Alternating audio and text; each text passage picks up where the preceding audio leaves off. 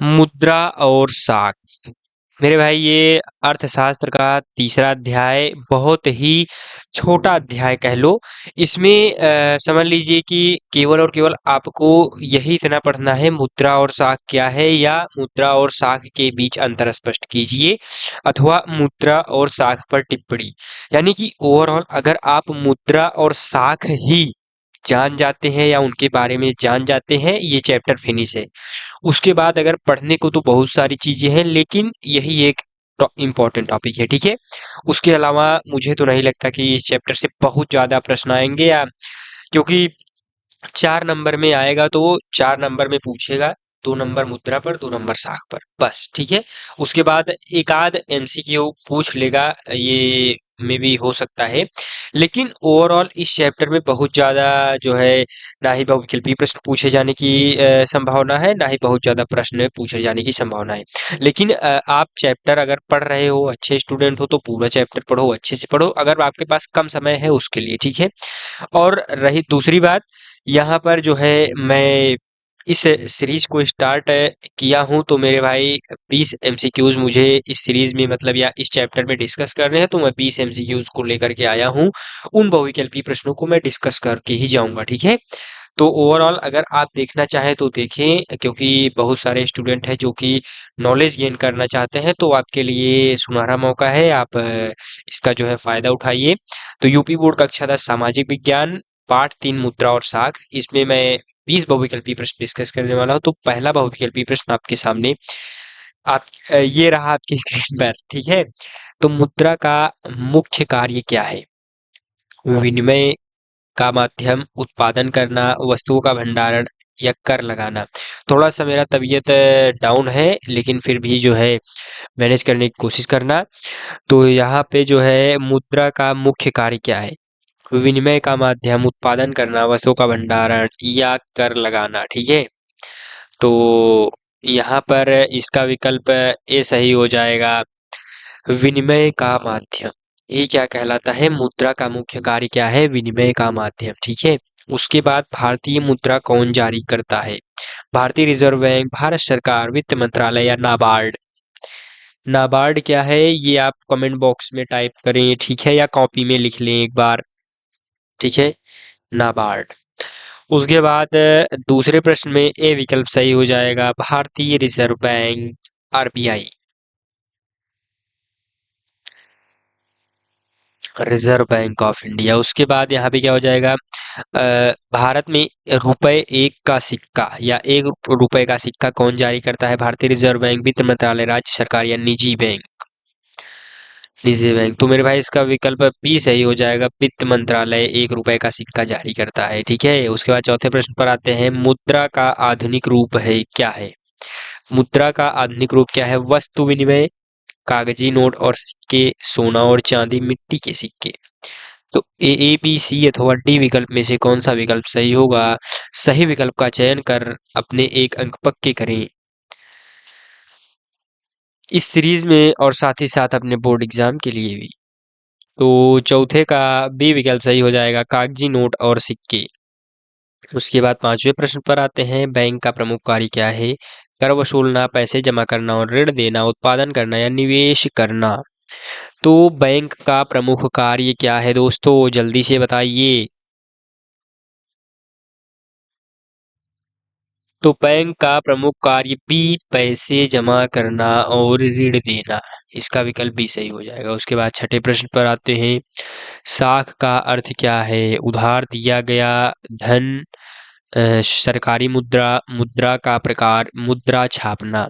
साख, साख का अर्थ, तो उधार दिया गया धन क्या कहलाता है? साख, ठीक है। उसके बाद बैंक किसे ऋण देता है? बैंक किसे ऋण देता है? तो इसका विकल्प ए क्या है? केवल अमीरों को, बी केवल व्यापारियों को, सी जनता को उसकी आवश्यकताओं के अनुसार, डी सरकार को। तो कौन सा विकल्प सही होगा? सही विकल्प का चयन करिए।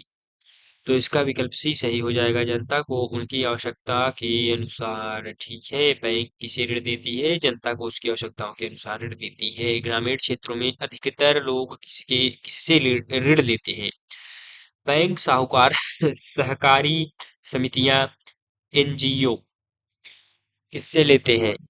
ग्रामीण जो है क्षेत्र अधिकतर किससे ऋण लेते हैं? तो मेरे भाई साहूकार से ऋण लेते हैं, ठीक है, साहूकार जो होते हैं। उसके बाद अनौपचारिक या अनौपचारिक क्षेत्रों में ऋण देने वालों की विशेषता क्या है? ए, वे ब्याज दर तय नहीं करते।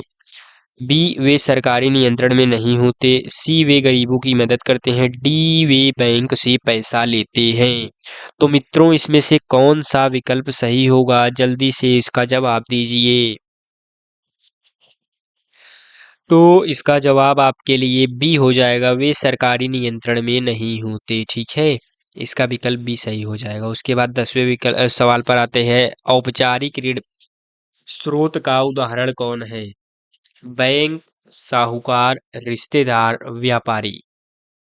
औपचारिक ऋण स्रोत का उदाहरण, तो इसका विकल्प ए सही हो जाएगा, बैंक, ठीक है। उसके बाद 11वें प्रश्न पर आते हैं। आंसर आपने देख लिया, फिर भी जो है देख लिया तो मैं दिखाई देता हूँ। साख पर ब्याज क्यों लिया जाता है? दान के रूप में, मुनाफे के लिए, समाज सेवा के लिए, बैंकों को घाटा होता है। तो मेरे भाई मुनाफे के लिए साख पर ब्याज क्यों लिया जाता है? मुनाफे के लिए, ठीक है।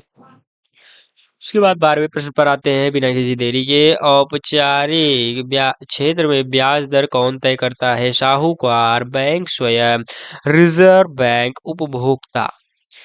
तो जल्दी से अपने सही विकल्प को टिक करें और बोर्ड एग्जाम में 1 अंक पक्के करें। तो इसका विकल्प सी सही हो जाएगा, रिजर्व बैंक। हाँ, एक चीज आगे बढ़ने से पहले मैं बता देता हूँ कि जो छात्र अभी तक अपनी जो है पढ़ाई को अच्छी या सुचारू रूप से उसका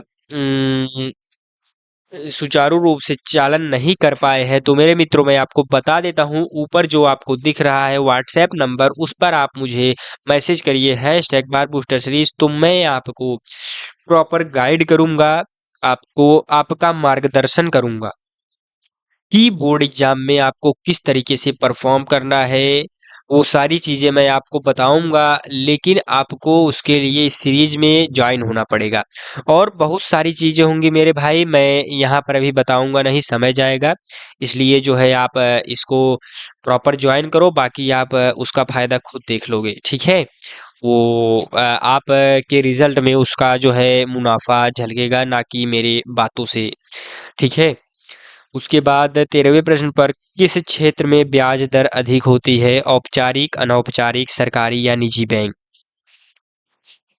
किस क्षेत्र में ब्याज दर अधिक होती है? तो मेरे भाई बी में, अनौपचारिक क्षेत्र में ब्याज दर अधिक होती है। उसके बाद आत्मनिर्भरता के लिए किसानों को क्या चाहिए?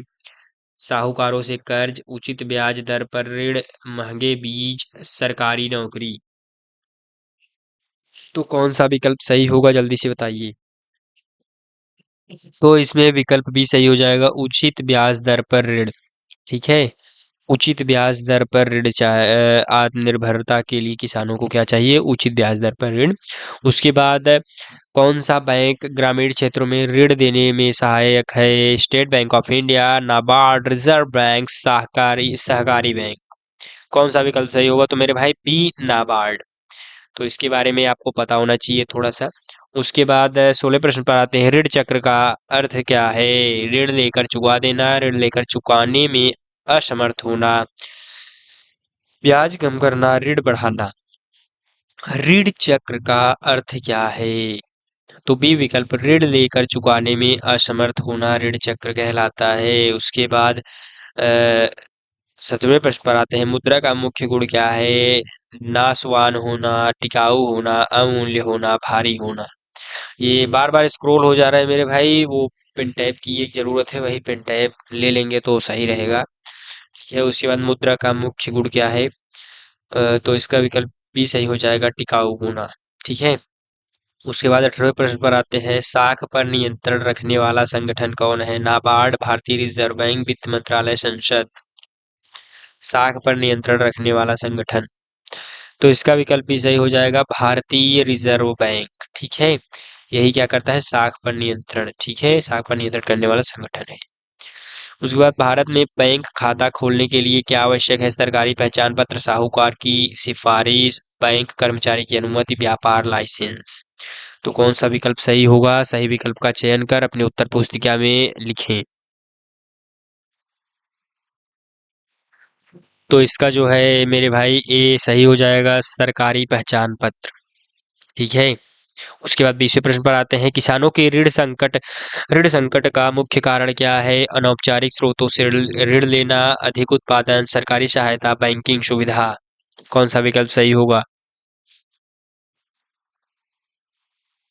तो इसमें मेरे भाई ए विकल्प सही हो जाएगा, अनौपचारिक स्रोतों से ऋण लेना। ए विकल्प सही हो जाएगा, अनौपचारिक स्रोतों से ऋण लेना। ठीक है। उसके बाद 20 प्रश्न के बाद 21वां प्रश्न नहीं है, तो 20 ही प्रश्न है मेरे भाई, मैंने पहले ही आपको बता दिया था। तो इसी के साथ चलते हैं। धन्यवाद। अगर आपको और बहुविकल्पीय प्रश्न चाहिए तो मुझे कमेंट कीजिए, मैं तो 20 या 200 बहुविकल्पीय प्रश्न आपके सामने रख सकता हूँ, लेकिन उसका कोई मतलब एज सच फायदा नहीं है आपकी बोर्ड एग्जाम की दृष्टिकोण से। ठीक है। वैसे पढ़ने के लिए तो भाई बहुत अच्छी चीज है, 200 क्या 2000 बहुविकल्पीय प्रश्न पढ़ डालो इसी चैप्टर में।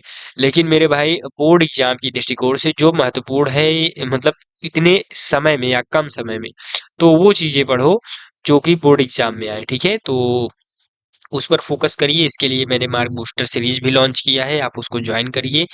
तो इसी के साथ चलते हैं मेरे भाई। धन्यवाद। और फिर नेक्स्ट चैप्टर आपका जो है चौथा चैप्टर है, उस पर बात करेंगे। तब तक के लिए चलते हैं। धन्यवाद। राधा स्वामी।